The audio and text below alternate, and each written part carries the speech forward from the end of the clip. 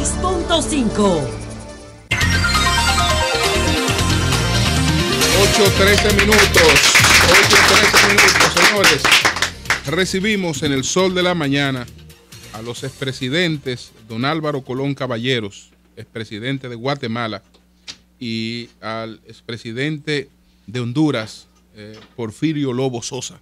Vamos a conversar con ellos. Con nosotros también Manolo Pichardo, que fue presidente del Parlacén, Parlamento Centroamericano, actual miembro del Parlacén.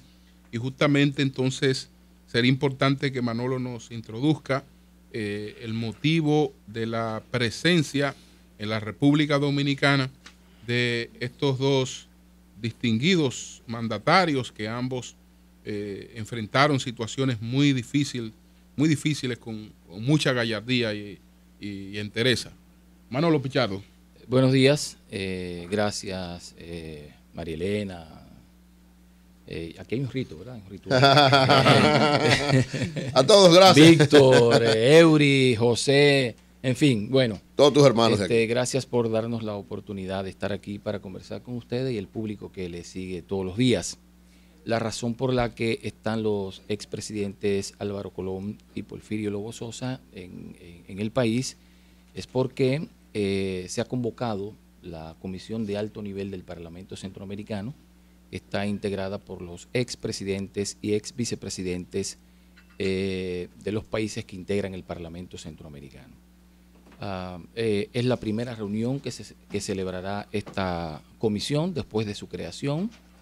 Quien la coordina es el presidente Álvaro Colón, y yo le solicité que la primera reunión se hiciera en la República Dominicana, porque fue cuando presidimos el Parlacén que propusimos la creación de esta comisión en razón de que los expresidentes y vicepresidentes estaban distribuidos en varias comisiones. Yo entendía que debía haber un esfuerzo en una comisión para destrabar o encaminar temas que el Parlamento tiene pendientes desde hace mucho tiempo, y como ellos tienen, como había que aprovechar el liderazgo que ellos tienen en la región, el peso de su liderazgo, y además que tienen una relación bastante fresca con el poder, pudiera ser más fácil para el Parlamento destrabar algunos temas que están pendientes, como la reforma al Tratado Constitutivo del Parlamento, que las retomamos precisamente a propuesta del presidente Sosa. Cuando fuimos presidente le visitamos y él nos dijo, bueno, tienen que plantearse la reforma al Tratado Constitutivo del Parlamento Centroamericano para que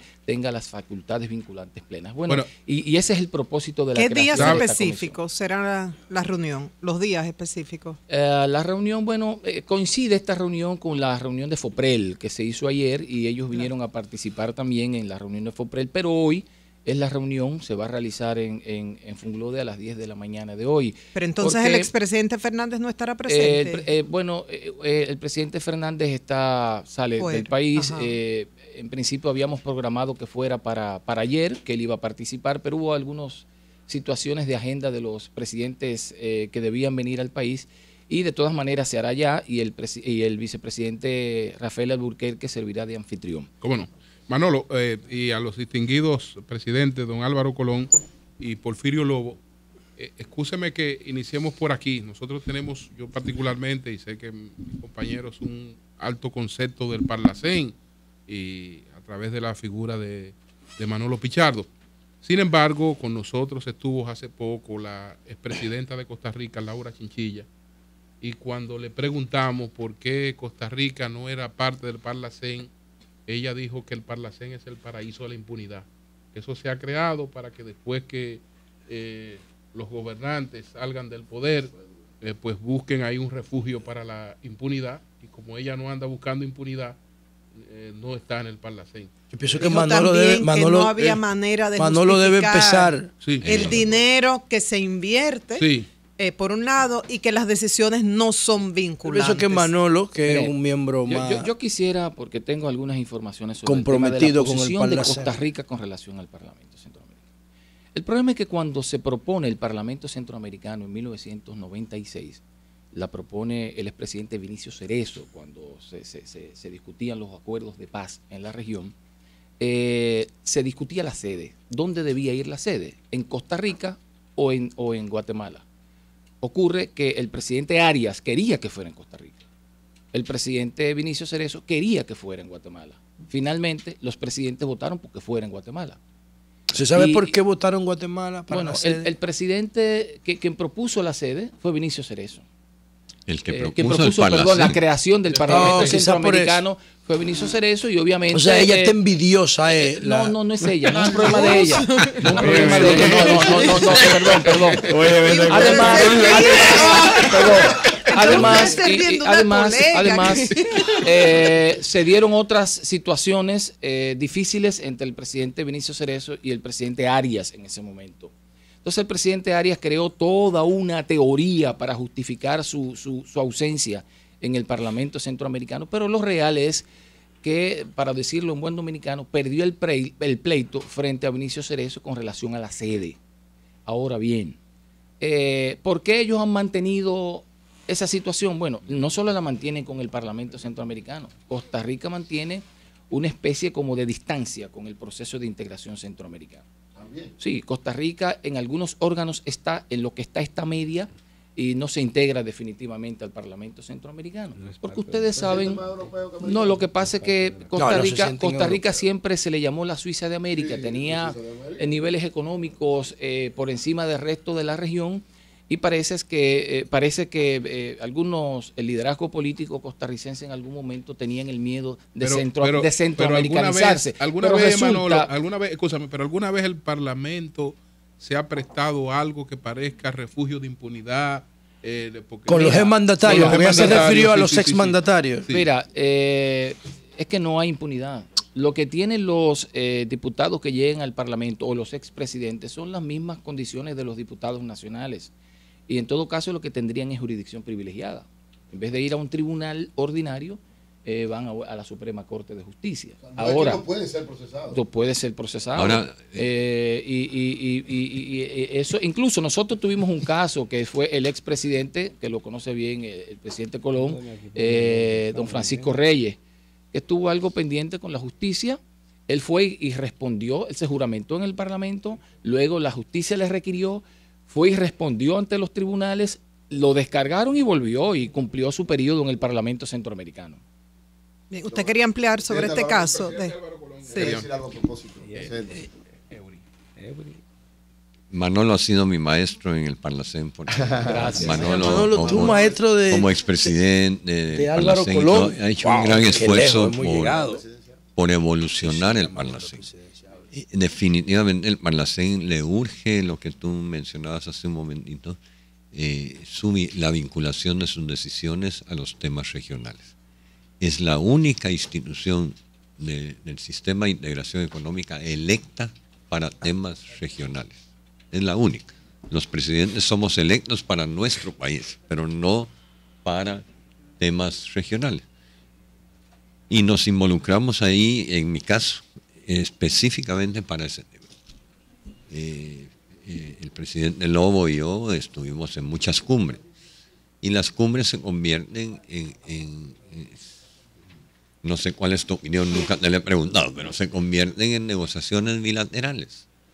Si hay un problemita entre Guatemala y Honduras, pues nos sentábamos con el presidente Lobo y lo arreglamos.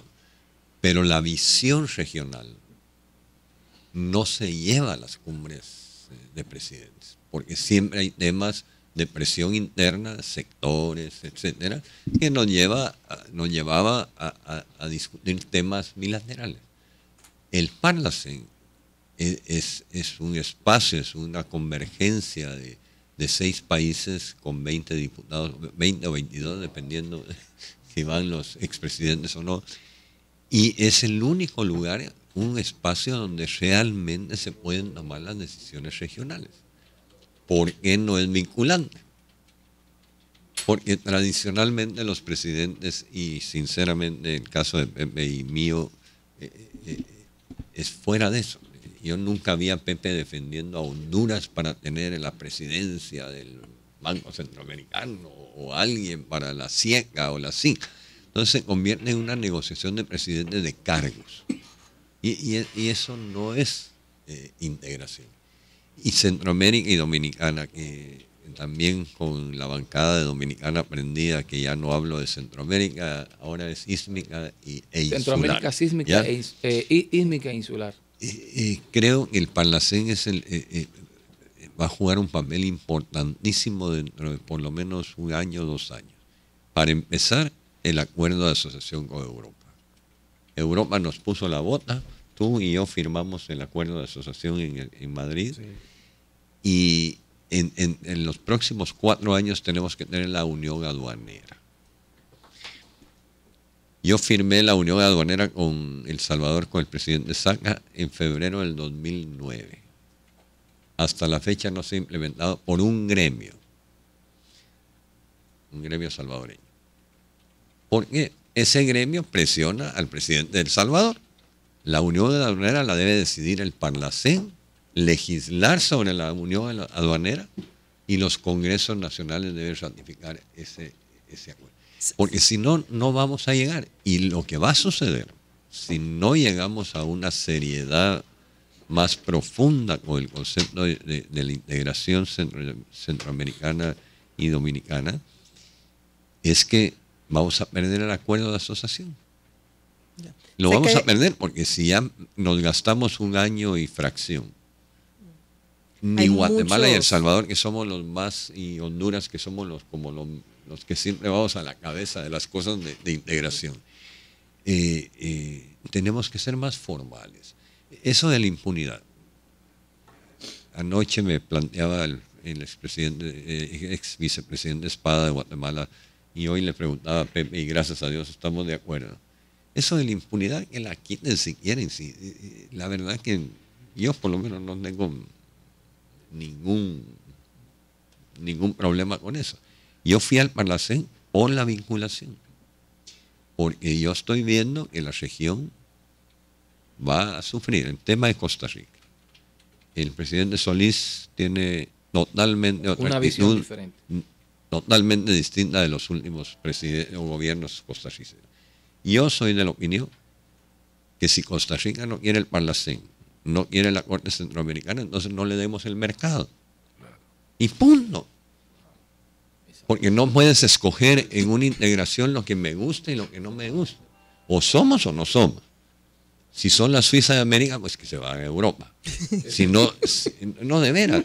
Pero hablando... Hay muchos temas. Yo lo he dicho y lo he dicho en Costa Rica. Porque yo quiero mucho a los ticos, son mis hermanos centroamericanos, pero ya no podemos seguir seleccionando lo que nos conviene, sino o nos metemos a la familia completa, pero no podemos ser hijos de patria. Es un paquete completo, todo incluido. No. Muchos temas sobre Parlacén. Y si hay que reformarlos, reformémoslo. Sí, sobre Honduras y Guatemala, y sobre sus carreras. Pero por una agenda local, yo quiero hacer mi primera pregunta sobre el expresidente Leonel Fernández, a propósito del rol que jugó con la crisis de Celaya. O sea, ¿cómo se ve? Y esto lo hago por una agenda local, porque el expresidente ha estado sonando mucho últimamente por otros asuntos. Y quiero recordar en estos momentos, y lo hago adrede y aprovecho la relación y el conocimiento que ustedes tienen de él y que van a hacer la actividad en Funglode, cómo ustedes ven el rol como líder internacional regional que ha jugado el doctor Leonel Fernández en la crisis de Celaya, en los demás temas del continente. María Elena, pero por lo que veo, no me van a dejar opinión sobre el Parlacén a mí. Eso Comience por ahí. No te piensa el Parlacén y después... Parlacén primero y segundo Leonel. ¿Qué tal María Elena? Óyeme, hay que andar ahí. Dura. Yo quisiera tal vez, y digo, yo me dedico al cultivo de la tierra, ¿no? Ajá. Y le digo a mis hijos, cuando tenemos, porque ahora con tanta tecnología y bueno, entonces de repente llega un punto en que más bien en lugar de subir rendimientos baja cuando hay tanto insumo que se utiliza. Entonces le digo, volvamos a lo básico, volvamos al principio.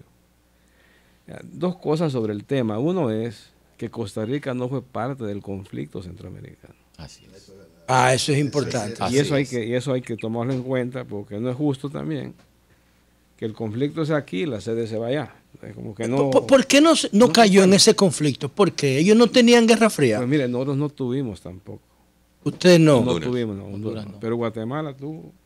Pero ustedes, El tenían, Salvador, pero ustedes sí Guatemala, tenían las bases de operaciones de los gringos ahí adentro. Sí, entonces somos parte De los estadounidenses. De los gringos es lo mismo. Por la misma situación de que las fronteras comunes. Con Entonces, México. ¿quiénes tenemos fronteras comunes? Está Nicaragua, Honduras, Honduras, Guatemala, Guatemala, El Salvador, Honduras, El Salvador. Por todos lados estamos. Por todos lados estamos ahí unidos y además tenemos siempre esa identificación más cercana. Entonces el conflicto era ahí y lógicamente el dolor, el sentimiento de que había que buscar la paz era parte de la que todos ansiábamos, porque nosotros no tuvimos conflicto, pero estaban las bases de la contra. Y esas bases de la contra desplazaron a muchos hondureños, sobre todo familias pobres, que tuvieron que salir y abandonar sus cultivos de café. Es una zona cafetalera. Entonces, esa es una parte. Y creo yo que el presidente Cerezo, expresidente Cerezo de Guatemala, puso todo su esfuerzo en lo que es la consolidación de los acuerdos de paz, lo de Esquipula, ¿verdad? Y participaron los presidentes de Honduras, el presidente de El Salvador, Nicaragua, o sea, y también el presidente Arias de Costa Rica. Pero por eso es que la sede, lógicamente, tenía que ser en uno de los países que estábamos ahí, como dicen, orbitando en el tema de las dificultades que enfrentaban. El otro tema que tocaron de la inmunidad es interesante, porque se puede culpar al Parlacén. Pero al final, yo quiero recordar que los diputados al Parlacén tienen que subordinarse a lo que es la situación nacional. Es decir, O sea, interna de cada país. de cada país. Por ejemplo, en Honduras. Yo fui presidente del Congreso de Honduras del 2002 al 2006, en el gobierno del presidente Maduro. Y el 2003 nos reunimos las fuerzas políticas. O sea, no es una cosa que yo lo hice solo, porque lógicamente el Congreso es donde se hacen las conciliaciones y demás. Y nos pusimos de acuerdo todos en que la inmunidad no tenía sentido de ser más que para desprestigiar a los políticos. Y les voy a contar por qué.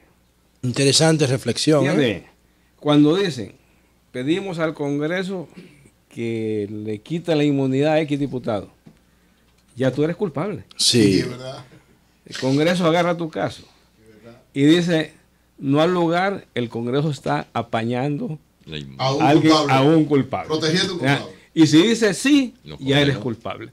No ocupas ni ir al tribunal para que digan si eres culpable o no. Entonces no tiene sentido.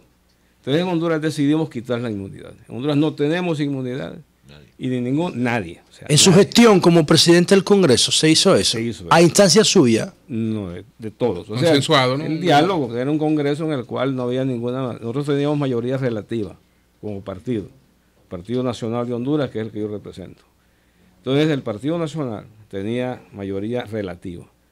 Para ser mayoría ¿Cómo te pactaron? ocupábamos de las demás fuerzas. Entonces nos pusimos de acuerdo todos en que no tenía sentido el tema de la inmunidad.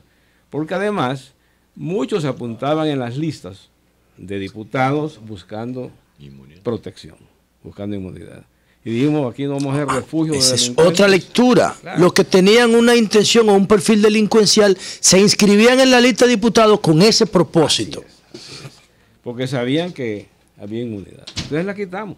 Digo, no, aquí esto es lo que dije es para desprestigiar a los políticos. Y me decía el presidente Colón, estábamos afuera, sobre el tema ese, el Parlacén debe debatir ese tema, pero yo quiero recordar que en cada país, internamente, en su legislación, puede, así como el caso de Honduras, nosotros lo hicimos por tanto problema que había con ese tema, tomar la decisión en los congresos nacionales de decir, mire, Sí. había- Pero eso no sería vinculante a lo que el Parlacén decida, ¿no? no, pero es que no te sirve de nada. No, pero que si estás perseguido por la justicia en tu país no te sirve de nada. Ah, bueno. Que predomina lo local. Sí. Julio, arrancamos con la Sí, pregunta. sí, No, pero- no, la mía, mi pregunta está en el aire. Para el Parlacén no tiene sentido. Sí. Sí, porque Porque tú vas a enfrentar la justicia tuya, la interna. Bueno, Claro. entonces Marilena Entonces- quiere que le respondan algo sobre, Sobre el Mira, presidente Dr. Leonel Fernández. Fernández. yo, y abusando de mi amigo Lobo, el tema de Honduras en el año 2009 fue en 2009. 2009, 28 de junio, si mal no Sí. Sí. generó una crisis. Esa fue la crisis que generó del Guriletti. sistema. Y yo quisiera ahí valorar muchísimo la participación del presidente Fernández de Dominicana y de México Felipe Calderón. Los tres nos constituimos prácticamente éramos los más ancianos de los gobernantes. El presidente de El Salvador acababa de tomar posesión, Nicaragua no se quería meter en el asunto hondureño, y yo creo que fue una crisis que el sistema centroamericano de integración y dominicana privilegiamos para resolverla. Yo me dio una gran alegría ese domingo que ganó el presidente Lobo las elecciones. Uno de los más votados de la historia, ¿verdad? Hablamos a las 9:30, 10 de la noche. Le dije, mira, venís a Guatemala en el momentito que puedas. Y llegó a las 9 de la mañana del día siguiente, del lunes, 9, 10 de la mañana. Pues le quedaba muy cerca, se fue por tierra. Pero cuéntales que aún antes de yo ser el presidente, tú empezaste a ayudarnos en toda la crisis. Porque era un hermano, era un país hermano que estaba en una situación muy complicada, verdaderamente complicada, y no se le podía aislar. No se podía. Bueno, Honduras es el corazoncito de Centroamérica porque está más o menos ahí en la mitad con Nicaragua, y Guatemala tiene muy buena relación con Honduras, comercial, política, de seguridad sobre todo. Entonces empezamos todo un proceso donde el presidente Fernández, el presidente Calderón y yo tomamos mucho liderazgo. Y nos costó mucho, porque había posiciones muy radicales, yo le hice un comentario, era a son de broma, pero era muy de amigo. Le dije, vas a perder el mejor tiempo de un presidente, que es cuando es electo. Cuando uno es electo, todo el mundo lo quiere, ¿verdad? Le ponen la banda a uno y empieza la guerra sin cuartel. Y Pepe lo perdió. Aquí le dicen luna de miel, aquí. Allá también. Cuando un presidente inicia el mandato, le dan 100 días, son Manolo. Sí, le dan 100 días, unos 3 meses. En Guatemala no le dan ni 24 horas y ya ha tomado posesión. Pero antes de tomar posesión, pues hay muchos intereses de quiénes van a ser los ministros, de quiénes. Entonces hay mucha. Entonces yo creo que el caso hondureño fue un caso lejos de dividir. Aunque aparentemente nos dividimos en un momento dado, después fue un espacio de integración. Y la personalidad del presidente Lobo, yo no sé qué hubiera pasado con Honduras si hubiera sido otra personalidad. Porque el presidente Lobo, una persona conciliadora, una persona tranquila, paciente, no sé cómo aguantaste tantas cosas porque... Yo decía en la introducción, antes de que ustedes entraran, el presidente Porfirio Lobo, para ser presidente, tuvo que ganar 2 elecciones. La primera que ganó, se la robaron, le hicieron una maniobra ahí, 2 aliados que después se enemistaron, Zelaya y Micheletti. Entonces después que tuvo que ganar una segunda elección, después que los amigos se distanciaron y pelearon y se dividieron y hubo todas esas cosas. Tal vez aquí, y creo que es importante no olvidar, como dice el presidente Colón, la historia, ¿no?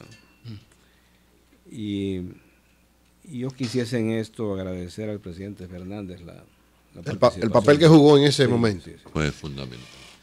O sea, quiero comentar a ustedes que yo estuve aquí en Dominicana, en Santo Domingo, en República Dominicana, en Santo Domingo, días antes de mi toma de posesión. Sí. Yo estuve aquí. El presidente Fernández me recibió con una delegación de todos los partidos, porque para poder conciliarnos había que integrar a todas las fuerzas políticas al gobierno. Okay. Claro que no tenemos la cantidad de partidos que tienen aquí, que hubiera sido más complicado. Solo éramos 5 partidos políticos, ¿verdad? Y entonces los 5 partidos políticos venimos acá a Dominicana. Había un partido de izquierda que no quería aceptar ser parte del gobierno. Entonces el presidente Fernández, no me olvida a mí, y les preguntaba cuánto tiempo, porque... No, adelante. El presidente Fernández le dijo, mire presidente, este amigo no quiere aceptar ser parte del gobierno. Le dice, ¿qué te pasa a ti, chico? No, dice, porque yo no soy golpista. yo soy de la izquierda, no sé qué. ¿Cuál es el problema? Mira aquí nosotros, le dice.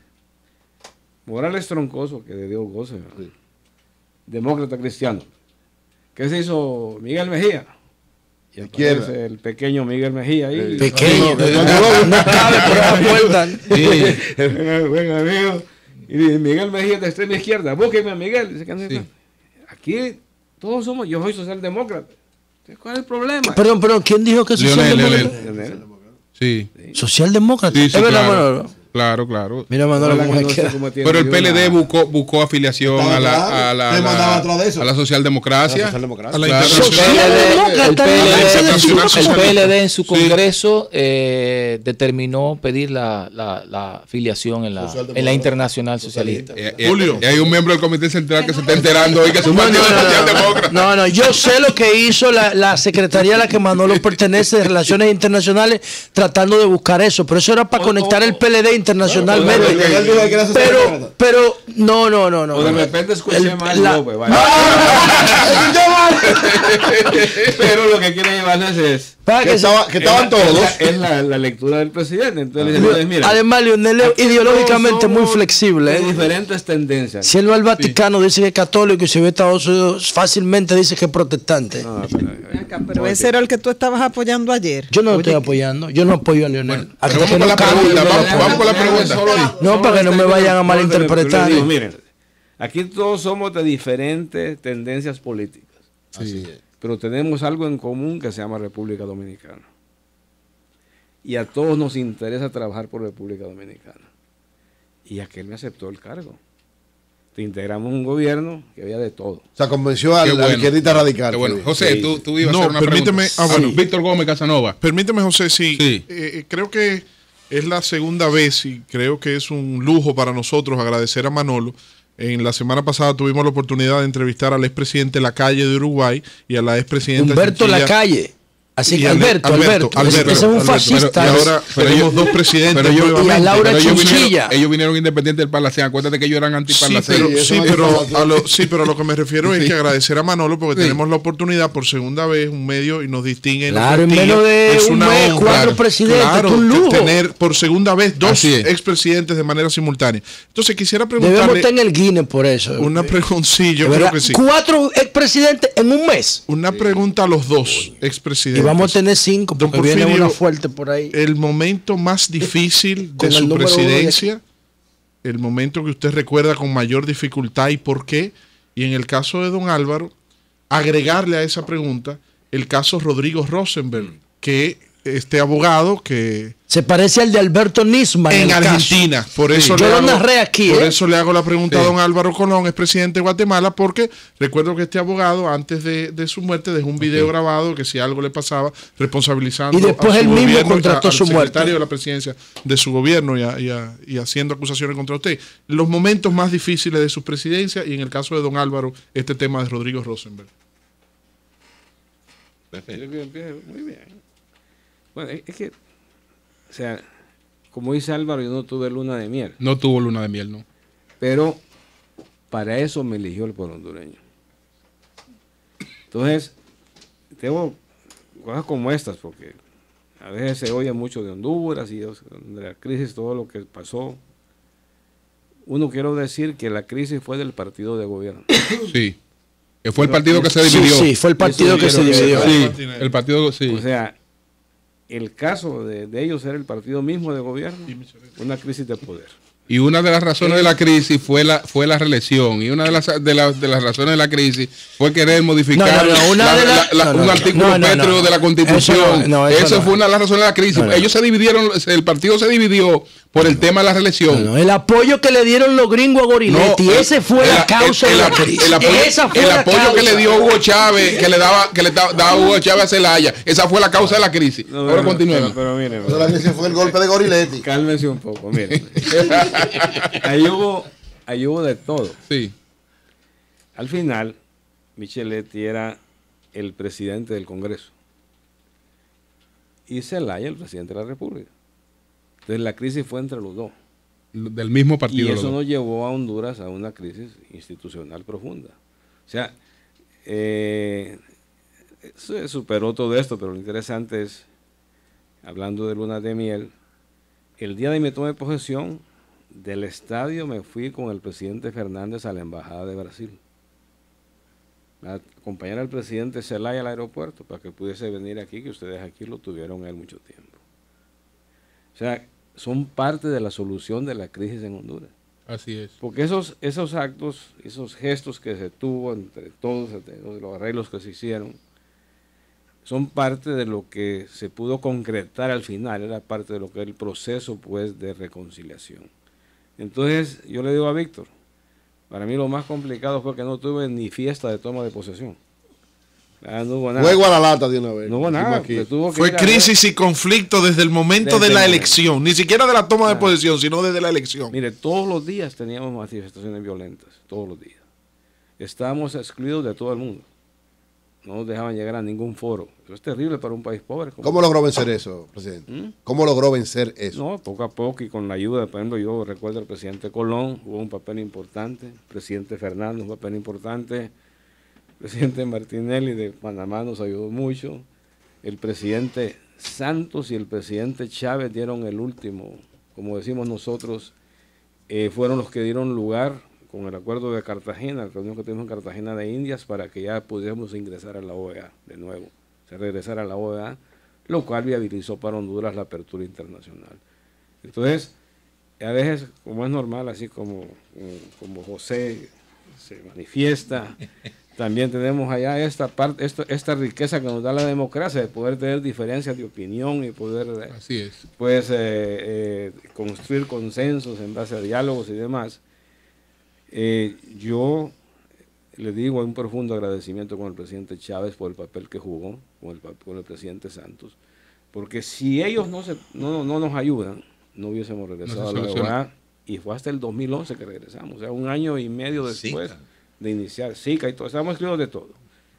Entonces, eso significa para un país no tener acceso a nada, ni ayudas ni préstamos, nada. Entonces, hombres que jugaron su papel, el presidente Colón ese hombre es tranquilo, así, por eso cuando dijeron eso de que usted preguntaba a Víctor, dije, presidente Colón, hombre. A propósito de la pregunta que le hace Víctor, el caso Colón, como está el caso Nisman ahora, y usted vivió una experiencia parecida, ¿no?, a la del caso Nisman. Impresionante, sí. Presidente aquí. Entonces, eso fue impresionante lo de Guatemala. Para realmente, que nos recree un poco esa experiencia, ¿no? Con el caso Rosenberg. Porque se le acusaba. Él lo acusó. Él dejó un video acusándolo a usted de su muerte. Mira, el caso Rosenberg fue la infamia Rosenberg, como le llamo yo.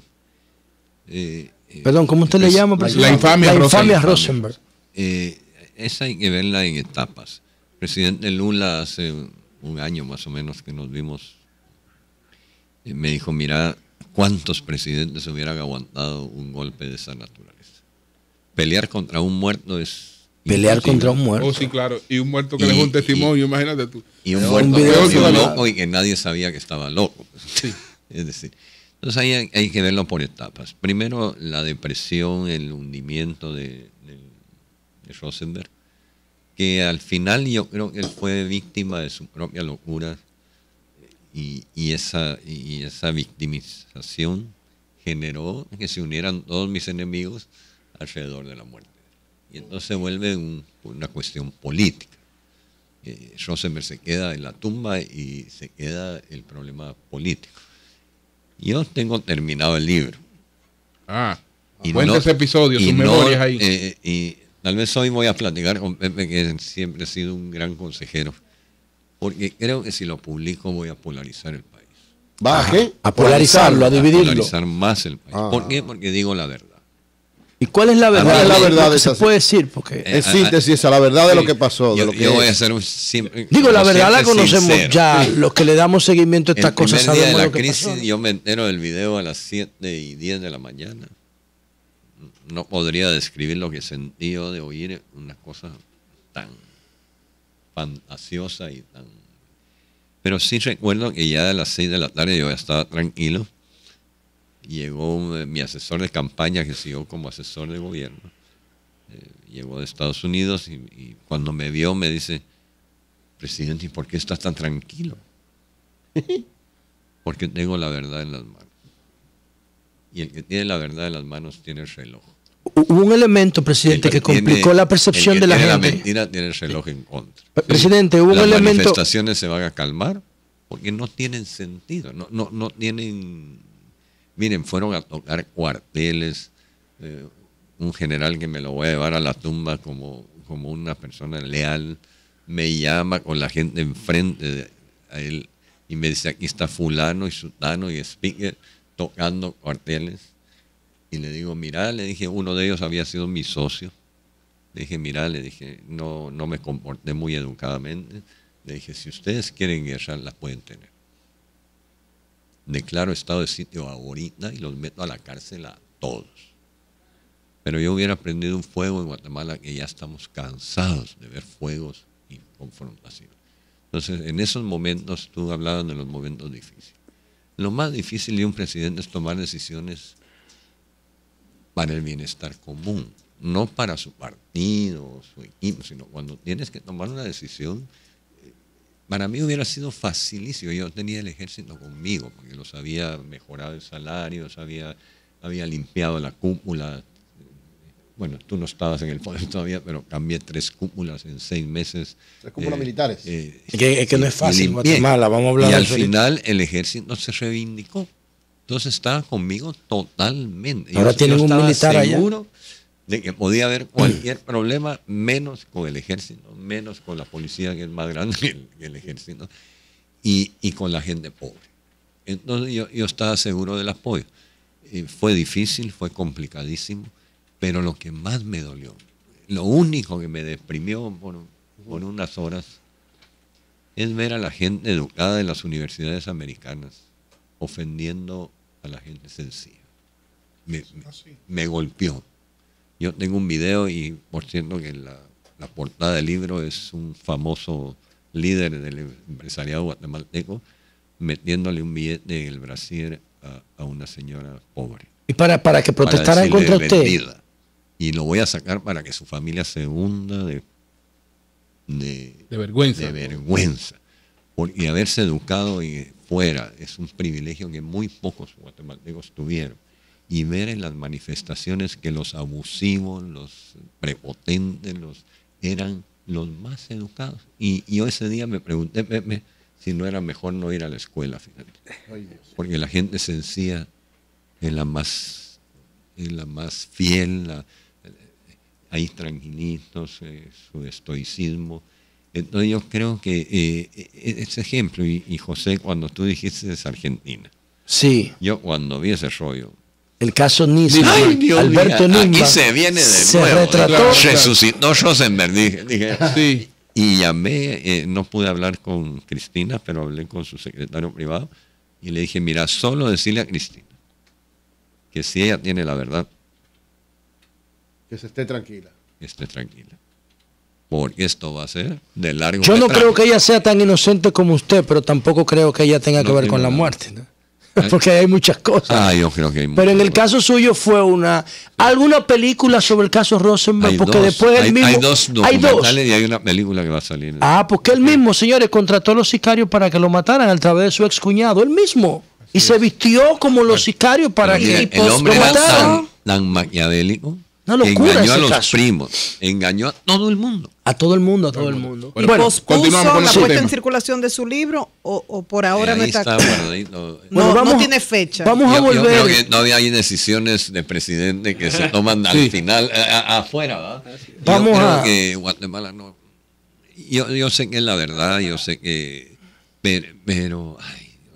Vamos a volver a las preguntas en bloque para aprovechar el tiempo, ¿no? Aprovecharlo a los dos. Sí. En el caso del presidente Porfirio Humberto, ¿verdad? Es su segundo nombre. Pepe Lobo Sosa. Pepe Lobo. Obama acababa de tomar el gobierno cuando ocurrió la crisis del presidente Zelaya, pero nosotros nos sorprendimos porque independientemente del rol histórico que jugó Honduras en la Guerra Fría, nosotros entendíamos que Obama, que venía de recibir el Premio Nobel de la Paz, se lo acababan de dar, de manera preventiva se lo dieron, ¿no? Una cosa extraña. Entonces, a crédito. Sí, se lo dieron a crédito. Para que lo pagara después. Nosotros pensábamos que iba a tener un rol distinto en esa crisis, más responsable. Quisiera saber la experiencia de esa negociación, ya con usted como presidente o como candidato. ¿Qué rol tuvieron los líderes norteamericanos en el conflicto de Honduras? Y al presidente Álvaro Colón preguntarle sobre el tema de Facundo Cabral. Facundo, yo soy un gran seguidor, nosotros aquí de Facundo. Facundo salía del hotel, la calzada Roosevelt, me acuerdo, Fariña, el nicaragüense que lo contrató, y después, bueno, se encontró en un lugar equivocado y lo mataron en su país, a una gloria latinoamericana. En ese contexto, ustedes también atraparon al Chapo Guzmán por primera vez en Guatemala, ¿no? El caso del narcotráfico, su viabilidad en el futuro, la guerra contra las drogas. Okay, pero la pregunta es sobre el narcotráfico. Es que todo está vinculado, Julio. Yo sé lo que estoy preguntando perfectamente. No, yo sé lo que tú estás preguntando. Todo está vinculado. Lo que pasa es. Recuerda que no hay tiempo para conferencia. Sí, no, esto no es una conferencia. Es que yo sé lo que le quiero preguntar a él. Pero es sobre el todo está vinculado. Sí, el caso Fariña, el del Chapo y la pregunta que le voy a hacer. Pero todavía tú no ¿Qué usted opina sobre el tema de la legalización y la viabilidad de la actual persecución contra las drogas? El tema suyo es la legalización de las drogas. No es ese. La viabilidad de la actual política antidroga ahora. Y su opinión sobre la legalización, y al presidente Lobo. La posición de los norteamericanos ante la crisis. En la crisis de Honduras. Adelante. Sí. Yo quiero decir que Estados Unidos pues rompió relación con Honduras, como hicieron todos los países. Sí. Pero nunca retiró su embajador de Honduras. Siempre estuvo el embajador ahí presente. En ese momento el que estaba era el embajador Hugo Lorenz. Y él jugó un papel importante. Incluso debo decirles que tuvo la familia de Zelaya ahí viviendo en la embajada. O sea, la protegió. Y la protegió. O sea, él jugó un papel importante. Es natural y sería de mentira decir la influencia enorme que tiene Estados Unidos en Honduras. Claro, como en todos los países. Es un tema histórico. No, como en todos los países. Bueno, continuamos, por favor. Incluso nosotros, recuerden ustedes, que la acumulación original del capital en Honduras es diferente a Guatemala, a El Salvador y a Costa Rica, porque fueron las compañías bananeras de Estados Unidos que, digamos, fueron los que hicieron, era una acumulación externa, no interna. Entonces, hay mucha influencia norteamericana. Y el papel que jugó el embajador Lorenz en ese momento fue extraordinario porque convocó a los diferentes sectores.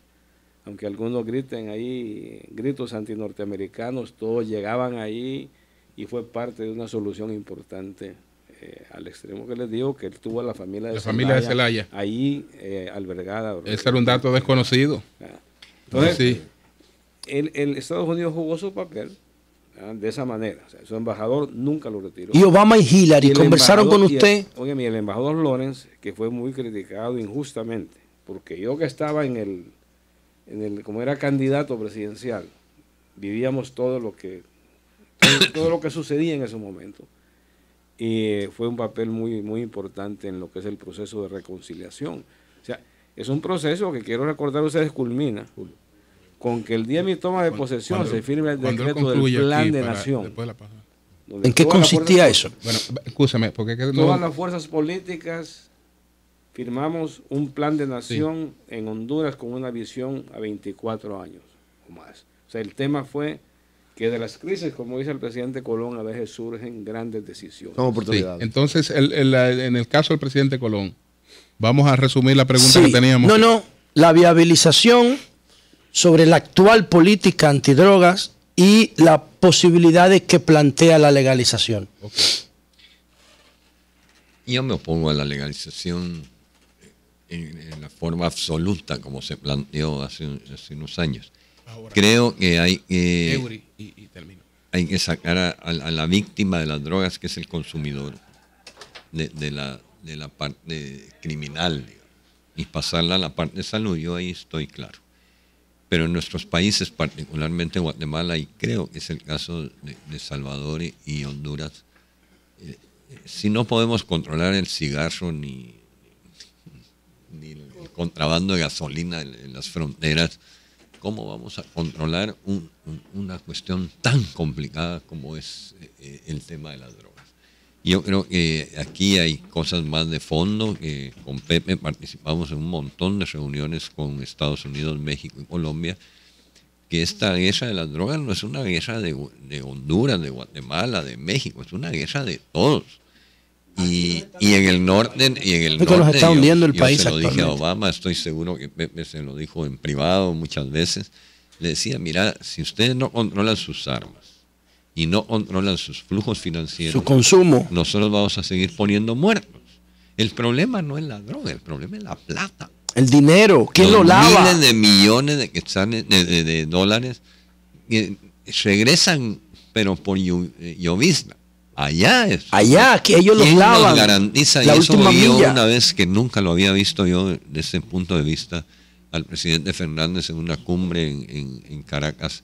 Él dijo, ¿quién nos garantiza que ese dinero de las drogas no va a parar a manipular el dinero de los commodities? Wow. O a manipular el asunto del petróleo. Así es. Porque el petróleo sube de 60 a 120. Tienen que ser capitales muy grandes. Y lo único que produce capitales tan grandes es la droga. Sí. Pero, Entonces, el problema del narcotráfico no hay que verlo como el problema de la droga, es el problema financiero y de las armas. Felipe Calderón, sin mal no recuerdo, en una cumbre dijo que había incautado 122,000 fusiles, de los cuales 120,000 venían de las armerías que están del otro Norteamericana lado. le venden, los gringos son los que más Uno saben. dice, pero qué fácil sería controlar. Oigan ese dato, los señores, de fusiles 121,000 con solo fusiles incautados que en no México, vendieran. 120,000 eran Dime, gringos. yo estoy de acuerdo en que Sigan el que haciéndole quiera tener caso a un la arma DEA. que la tenga, pero tener 50 AK-47 o ¿cómo se llama el otro? El M16, 50. ¿Para qué quiere un civil 50 fusiles? Es una guerra. Con Eury finalizamos. Yo creo que, y volví a Facundo, uno de los días más complicados de mi vida, primero porque yo era muy admirador de él, lo conocía personalmente. Ajá. Afortunadamente, a los pocos minutos del hecho se me informó de que definitivamente ¿cómo se llama? Fue narcotráfico. Este ataque no había sido contra él, sino no había sido contra él. Sí. Porque ya empezaban a hablar de que era una cosa de la derecha. Él sí iba en autobús y Fariña lo invitó a llevarlo. Sí. Y había parrandeado el día anterior. Y sí. Bueno, cuando hablé con Cristina, es un dato que nunca lo había con la presidenta argentina. La llamo, le digo, mira, ya sé la noticia. Pero te puedo asegurar que Facundo estaba en el lugar equivocado. Con la persona equivocada, en el momento equivocado, porque él se la jugaba todos los días. No me tranquilizó porque yo me sentía como responsable, como presidente pues me sentía responsable. La señora, la esposa, una gran dama, no la conocí, pero el cadáver lo enviamos a Argentina y fue el ministro de Cultura. Pero actuaron muy rápido ustedes, 72 ubicando los responsables, ¿no? A todo el mundo. Y la esposa de Facundo debe ser una señora sabia. Le dijo al ministro de Cultura, dígale al presidente y al pueblo de Guatemala que por favor no pidan disculpas. Wow. Facundo se jugó su vida, toda su vida. Wow. La madurez, el mensaje, yo hubiera querido que mejor nos regañara. A los dos presidentes. Se queda uno pensando